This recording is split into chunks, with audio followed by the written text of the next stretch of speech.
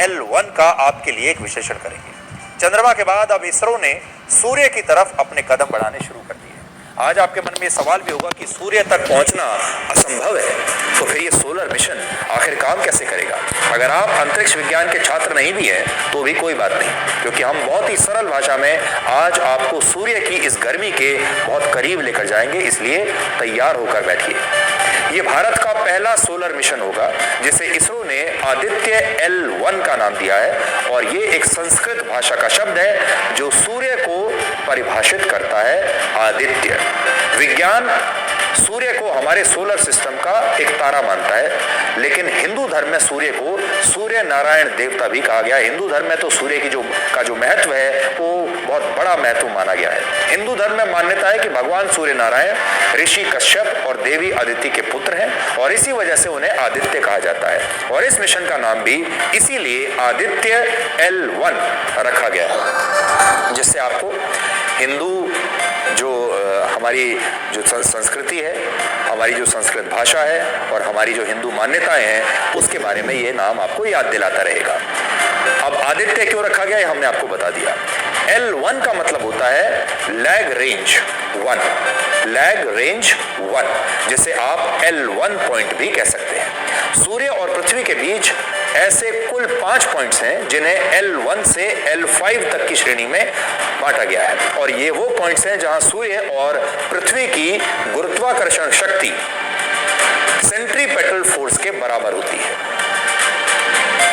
और भी सरल शब्दों में अगर मैं आपको बताऊं तो जिस तरह पृथ्वी की अपनी एक ग्रेविटेशनल फोर्स है, उसी तरह सूर्य की भी अपनी एक गुरुत्वाकर्षण शक्ति होती है, और ये पृथ्वी की गुरुत्वाकर्षण शक्ति से भी कहीं ज्यादा है।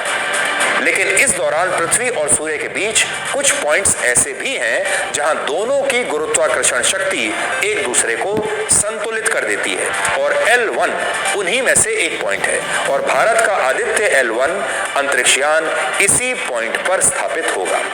इस पॉइंट को इसरो ने इसलिए चुना है क्योंकि इस स्थान से न तो सूर्य इसे अपनी तरफ खींच पाएगा और न ही पृथ्वी इसे अपनी तरफ खींचेगी, और ये L1 पॉइंट की कक्षा के चारों तरफ घूमते हुए सूर्य के स्वभाव, सौर तूफान और उसकी अलग अलग लेयर्स का अध्ययन कर पाएगा।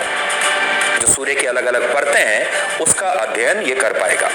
यहाँ सबसे दिलचस्प बात यह है कि पृथ्वी से सूर्य की दूरी लगभग 15 करोड़ किलोमीटर है। आप में से जो छात्र हैं उनके लिए ये जानकारी अच्छी हो सकती है। 15 करोड़ किलोमीटर की दूरी है पृथ्वी और सूर्य के बीच, लेकिन ये जो L1 पॉइंट है,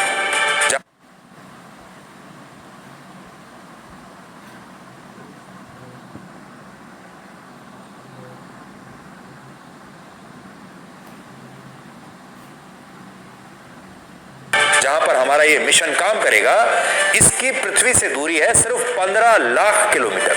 तो इस बात को समझिए कि सूर्य तो हमसे 15 करोड़ किलोमीटर दूर है, लेकिन हमारा जो सोलर मिशन है वो सिर्फ 15 लाख किलोमीटर की दूरी पर काम करेगा। इसका मतलब ये हुआ कि इसरो का अंतरिक्षयान पृथ्वी से सूर्य की दूरी का केवल 1% भाग ही कवर करने वाला है, सिर्फ 1% दूरी कवर करने वाला है, और ये चंद्रयान 3 की तरह सूर्य की सतह पर लैंडिंग नहीं करेगा। ये तो लैंडिंग करना तो असंभव ही है, बल्कि ये सूर्य से 14 करोड़ 85 लाख किलोमीटर दूर रहते हुए सूर्य को देखेगा और उसके वातावरण को समझने की कोशिश करेगा। फिलहाल अमेरिका, यूरोपियन यूनियन और जर्मनी के अलावा दुनिया का कोई देश सोलर मिशन में सफल नहीं हुआ है, लेकिन अब इस ग्रुप में भारत का नाम भी शामिल हो गया है। इसरो का आदित्य L1 अंतरिक्षयान आंध्र प्रदेश के श्रीहरिकोटा से 2 सितंबर को सुबह 11:50 पर लॉन्च होगा, और इस मेड इन इंडिया अंतरिक्षयान को पृथ्वी और सूर्य के बीच L1 पॉइंट की कक्षा में पहुंचने में कुल मिलाकर 4 महीने यानी लगभग 120 दिन का समय लगेगा। पृथ्वी और सूर्य के बीच अगर एक सीधी रेखा खींचें तो उसी सीधी लाइन पर यह L1 पॉइंट है जहां भारत का आदित्य L1 5 वर्षों तक सूर्य का अध्ययन करता रहेगा।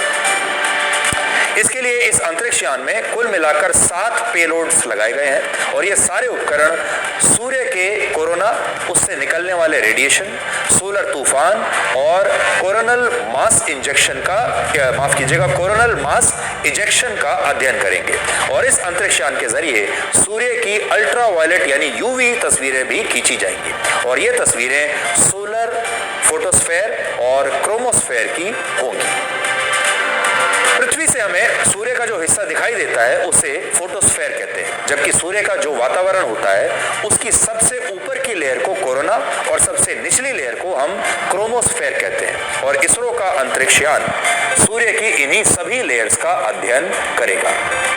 इस मिशन से सबसे बड़ा फायदा ये होगा कि इंसान सूर्य के तापमान और सौर तूफानों की घटनाओं को समझ पाएगा। हमारे वैज्ञानिक मानते हैं कि अगर ये सौर तूफान शक्तिशाली हों तो ये अंतरिक्ष में मौजूद सभी सैटेलाइट्स को नुकसान पहुंचा सकते हैं, जिससे पृथ्वी पर मोबाइल सेवा बंद हो सकती है, पावर सप्लाई पर असर पड़ सकता है, जीपीएस बंद हो जाएगा, हवाई सेवाएं ठप हो जाएंगी और इसीलिए भारत का इसरो अपने प्रयासों से इन सौर तूफानों की प्रकृति को समझना चाहता है, जिससे पूरी दुनिया को फायदा होगा। भारत के चंद्रयान 3 ने पृथ्वी से चंद्रमा के बीच 3,84,000 किलोमीटर की दूरी तय की थी, लेकिन इस मिशन में भारत का आदित्य L1 15 लाख किलोमीटर की दूरी तय करने वाला है और ये इसरो का 5वां ऐसा मिशन है जो पृथ्वी की कक्षा से बाहर जाएगा। इससे पहले चंद्रयान 1, चंद्रयान 2 और फिर चंद्रयान 3 और भारत का मंगलयान पृथ्वी की कक्षा के बाहर जा चुका है और इसी सूची में आदित्य L1 भी शामिल हो जाएगा। आप देखिए, और ये मिशन चंद्रयान 3 की तरह ही बहुत ऐतिहासिक घटना होगी।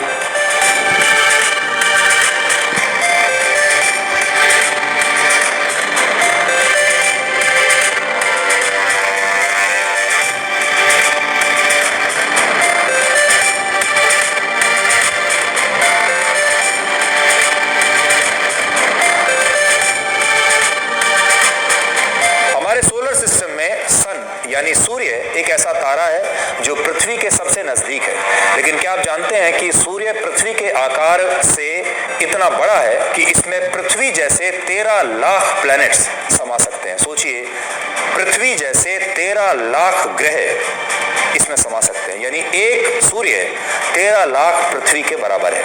सूर्य का जो डायमीटर है वो 13,92,000 किलोमीटर है और पृथ्वी का डायमीटर 12,756 किलोमीटर का है। इस मिशन को लेकर इसरो की टीम ने और क्या-क्या जानकारियां दी हैं, अब हम आपको वो भी सुनवाते हैं।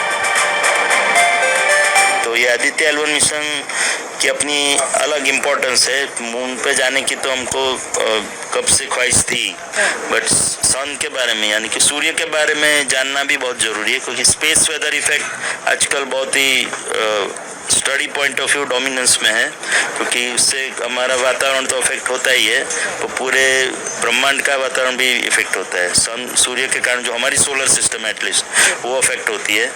तो उसकी स्टडी के लिए, उसके अलग अलग पहलू के जानने के लिए अभी तक हम जो भी स्टडी करते थे वो या तो एक सैटेलाइट द्वारा जो हमारे अर्थ के परिप्रेक्ष्य में ही घूमता है, या तो पृथ्वी पे रह के एस्ट्रोनॉमिकल ऑब्जर्वेशन से करते थे। उसके बदले अब हम जो कोशिश करने वाले हैं वो L1 ऑर्बिट, जो कि सूर्य से यहाँ से लगभग 15 लाख किलोमीटर दूर है, हेलो ऑर्बिट जिसको बोलते हैं, और लैग्रांजियन पॉइंट वो ऐसा पॉइंट है जहाँ पे सूर्य और पृथ्वी का ग्रेविटेशनल बैलेंसिंग हो जाता है, तो वो पॉइंट पे सैटेलाइट खड़ा रख के ऑब्जर्वेशन करना है। आज तक जो लोग बोलते हैं कि जो सूरज का चुंबकीय शक्ति है उससे एनर्जी जो है कोरोना पे फनल हो रही है, उससे कोरोना जो है बहुत ज्यादा तापमान से आ रहा है। फिर जो क्रोमोस्फीयर है सूरज का, वो क्रोमोस्फीयर फोटोस्फीयर से ऊपर है और उसकी अध्ययन करेगा। सूरज का जो पूरा एटमॉस्फेयर है उसकी अध्ययन करेगा।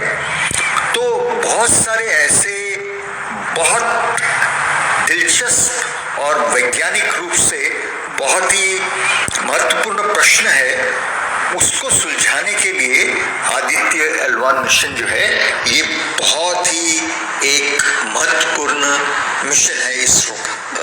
ऑर्बिट जो है या इस लोकेशन में पहुंचने का काफ़ी सारे स्टेप्स लगेंगे।